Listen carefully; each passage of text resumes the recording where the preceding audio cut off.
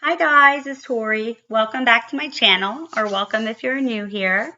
So in today's video, I'm going to show you how to remove the verbiage from the adorable Talenti jars. This is super easy.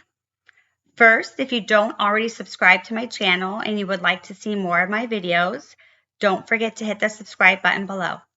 So let's get started. All you need is 100% acetone nail polish remover and cotton balls. I saturated the cotton balls with acetone and I placed it on top of the verbiage. You'll want to hold the cotton ball firmly for 30 seconds on the spot you want to remove and then wipe it off.